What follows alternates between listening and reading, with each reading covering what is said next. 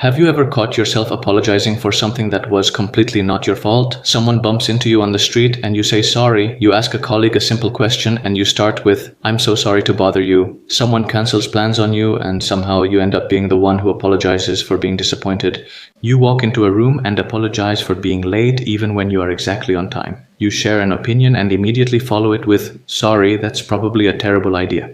And somewhere in the back of your mind, you know it doesn't make sense. You know you didn't do anything wrong. You know the apology was unnecessary, but it came out anyway, automatic, instant, almost reflexive, before your conscious mind even had a chance to weigh in. And if someone points it out, if someone says, "Why do you keep apologizing for everything?" You apologize for apologizing too much. If any of that sounds familiar, then stay with me. Because what is happening underneath that pattern is not politeness, and it is not weakness, and it is definitely not something to brush off as just a habit you picked up somewhere. It runs much deeper than that, and understanding where it actually comes from is the first step toward finally being able to change it. Over-apologizing is almost never about the thing being apologized for. That is the first thing you need to understand. When someone says, "Sorry for existing in a space," "Sorry for having a need," "Sorry for taking up someone's time," "Sorry for expressing a feeling," they are not responding to the situation in front of them. They are responding to a much older, much deeper internal message that tells them their presence is a burden, that their needs are too much, that in order to be acceptable to the people around them, they need to constantly manage how much space they take up and constantly smooth over any friction their existence might cause. That message did not come from nowhere. For the majority of people who over-apologize, it was built in childhood, not necessarily through dramatic trauma, often through much quieter, more subtle experiences. Growing up in a household where conflict was something to be feared rather than resolved, having a parent whose moods were unpredictable and whose approval felt conditional, being consistently made to feel that your emotions were too intense, your opinions too much, your needs too inconvenient. Learning early on that saying sorry, whether or not you did anything wrong, was the fastest way to de-escalate tension and restore safety. For a child, that is a survival strategy. When you are small and dependent on the adults around you, keeping those adults calm and approving of you is genuinely important. Apologizing preemptively, taking the blame, making yourself smaller, all of that works in the short term. It reduces conflict, it keeps the peace, it makes the environment feel safer. The problem is that the strategy does not get updated when you grow up. The nervous system that learned apologize to stay safe keeps running that program long after the original threat is gone. So now you are an adult in perfectly ordinary low-stakes situations, asking a co-worker a question, expressing an opinion in a meeting, existing in public, and your nervous system is still behaving as if every moment of friction is a threat that needs to be neutralized with an apology. Psychologists connect this pattern very strongly to something called anxious attachment. Attachment theory, originally developed by John Bowlby and later expanded by researchers like Mary Ainsworth, describes how the emotional bonds we form with our earliest caregivers shape the way we relate to people for the rest of our lives. People with anxious attachment grew up in environments where love and approval felt inconsistent, sometimes available, sometimes not, and never fully predictable.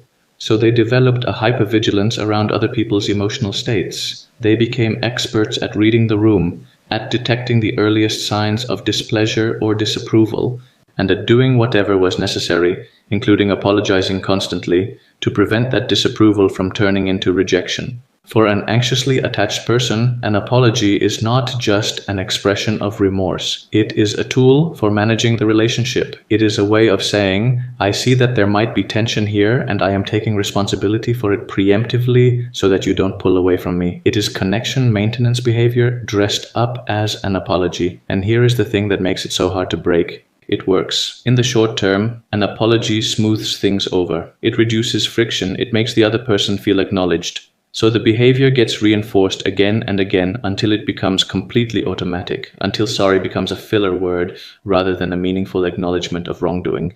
But in the long term, and this is what most over-apologizers do not see, it does significant damage to how others perceive you and to how you perceive yourself. When you apologize constantly for things that are not your fault, you are sending a signal to the people around you. You are telling them that you do not trust your own judgment, that you do not believe your needs are valid, that you are available to absorb blame even when blame does not belong to you. And over time, people take you at your word.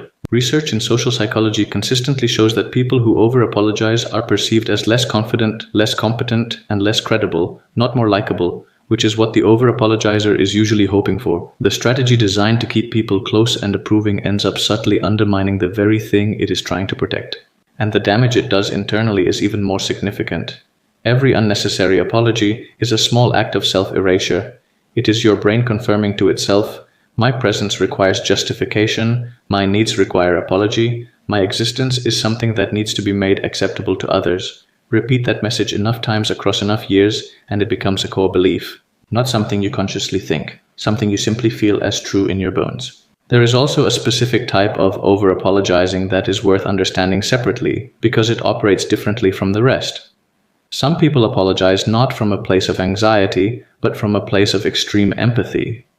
They feel other people's discomfort so intensely that an apology becomes almost a reflex, not because they believe they did something wrong, but because someone near them is uncomfortable and they want to absorb that discomfort and make it go away. These are the people who apologize when a friend is sad, as if they are somehow responsible for the sadness. Who say sorry when they deliver neutral information that turns out to be disappointing. Who apologize on behalf of situations they had zero control over. This kind of over-apologizing comes from a genuinely beautiful place. Deep care for others, high emotional sensitivity, a strong desire to make the people around them feel okay. But it still carries the same long-term cost. Because when you consistently take emotional responsibility for things outside your control, you train your nervous system to treat other people's emotional states as your problem to solve. And that is an exhausting and ultimately impossible job. There is also the role that low self-worth plays in this pattern that cannot be overlooked. For many over-apologizers, underneath all the reflexive sorries is a quiet but persistent belief that they are somehow too much, too needy, too sensitive,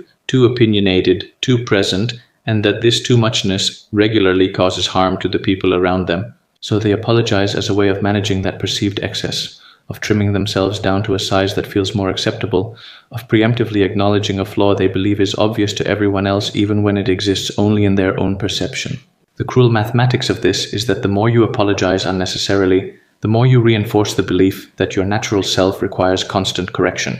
And the more you believe that, the more you apologize. The loop feeds itself. So what actually breaks the pattern? The first shift is cognitive, learning to pause before the apology comes out and ask one simple question. Did I actually do something wrong? Not did I cause any discomfort? Not did I take up any space? Not did I have a need that inconvenienced someone? But did I genuinely do something that caused harm and deserves acknowledgement? If the answer is yes, apologize fully, clearly, and without over-explaining. A genuine apology has real value. If the answer is no, the work is to sit in the discomfort of not apologizing, to let the moment exist without smoothing it over. That discomfort is the nervous system running its old program, and the only way to update the program is to repeatedly show it that nothing bad happens when you don't apologize for simply existing. The second shift is learning to replace unnecessary apologies with expressions of gratitude. Instead of, "I'm so sorry for bothering you," "Thank you so much for your time."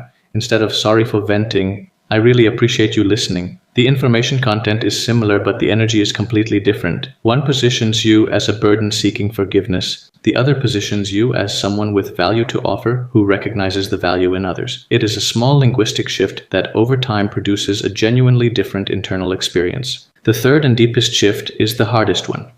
It is going back to that original message, the one that says your presence requires justification, and beginning the slow work of questioning it, not with affirmations or forced positivity, but by accumulating real evidence through real experience that your presence is not a burden, that your needs are not too much, that you are allowed to exist in the full size of who you are without constantly apologizing for it. That work does not happen overnight. For some people it takes years, for some people it takes therapy, for some people it takes one video that finally names what has been happening and gives them a place to start. Maybe this is that place for you. You do not owe the world an apology for being here. You never did. And the sooner you stop apologizing for that, the sooner the people around you will start to see you the way you actually deserve to be seen. If this described you or someone you love, share it. Drop a comment about the most unnecessary sorry you have ever said. You will be surprised how many people have the exact same one. See you in the next one.